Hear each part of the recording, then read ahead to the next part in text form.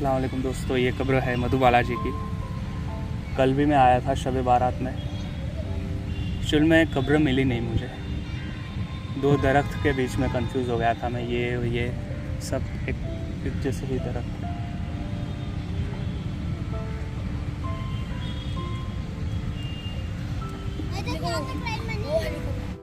14 फरवरी 1933 को मधुबाला जी का जन्म हुआ था और आज है 14 फरवरी 2025 और फरवरी के मंथ में ही उनकी डेथ हुई थी।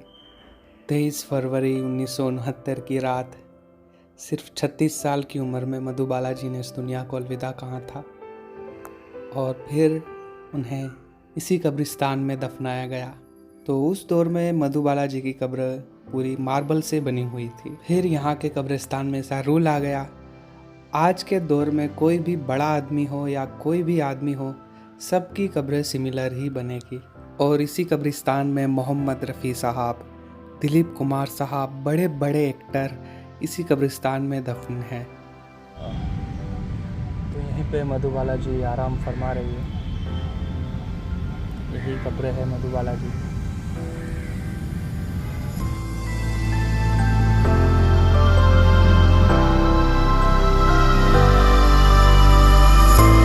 मतलब मैं जिंदा रहूंगी, ये तो 4 साल हो गए, ये तो 5 साल हो गए, अब तो कोई इलाज निकल आएगा। मगर एक उम्मीद बनती गई और उस उम्मीद में वो 9 साल निकाल गई।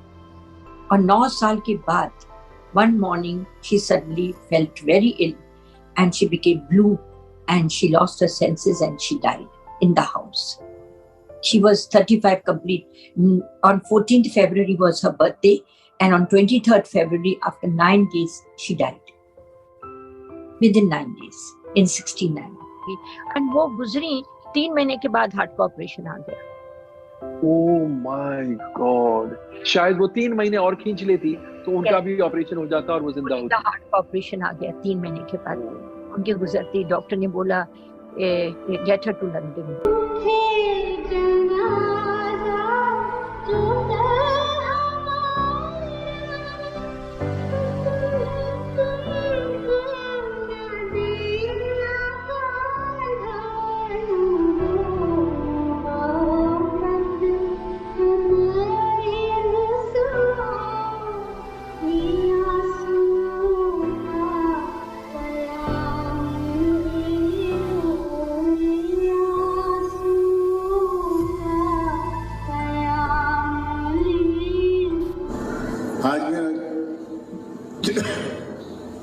आज मेरा जी ये करता है कि मुमकिन होता तो अल्लाह से दुआ करते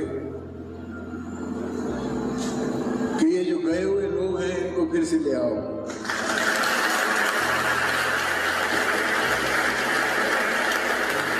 मुग़ल आज़म को फिर से जिंदा कर दो अल्लाह।